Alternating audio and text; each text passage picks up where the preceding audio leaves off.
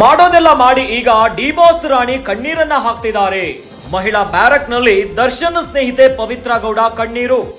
ನನ್ನಿಂದಲೇ ನಟ ದರ್ಶನ್ಗೆ ಈ ಸ್ಥಿತಿ ಬಂತು ಅಂತ ಕಣ್ಣೀರನ್ನ ಹಾಕ್ತಿದ್ದಾರಂತೆ. ಮಹಿಳಾ ವಿಭಾಗದ ಡಿ ಬ್ಯಾರಕ್ ನಲ್ಲಿ ಮೌನಕ್ಕೆ ಶರಣಾಗಿದ್ದಾರೆ ಪವಿತ್ರ ಗೌಡ.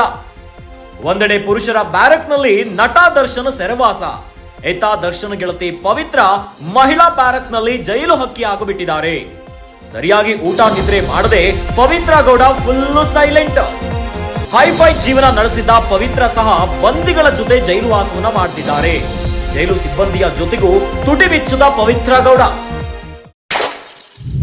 ರೇಣುಕಾಸ್ವಾಮಿ ಕೊಲೆ ಪ್ರಕರಣದಲ್ಲಿ A1 ಆರೋಪಿ ಪವಿತ್ರ ಗೌಡ, ಇನ್ನು A2 ಆರೋಪಿ ನಟ ದರ್ಶನ್, ಇನ್ನು ರೇಣುಕಾಸ್ವಾಮಿಯ ಹತ್ಯೆ ಪ್ರಕರಣದ ಆರೋಪಿಗಳೆಲ್ಲ ನ್ಯಾಯಾಂಗ ಬಂಧನವನ್ನ ಅನುಭವಿಸ್ತಾ ಇದ್ದಾರೆ. ಆದ್ರೆ ಇತ್ತ ಮಾಡೋದೆಲ್ಲ ಮಾಡಿ ಈಗ ಡಿ ಬಾಸ್ ರಾಣಿ ಕಣ್ಣೀರನ್ನ ಹಾಕ್ತಿದ್ದಾರೆ.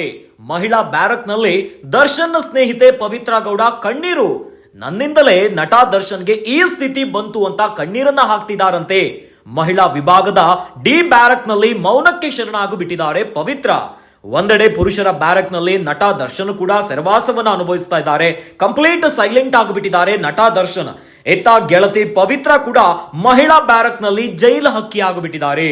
ಸರಿಯಾಗಿ ಊಟ ನಿದ್ರೆ ಮಾಡದೆ ಪವಿತ್ರ ಗೌಡ ಫುಲ್ ಸೈಲೆಂಟ್ ಆಗಿಬಿಟ್ಟಿದ್ದಾರೆ.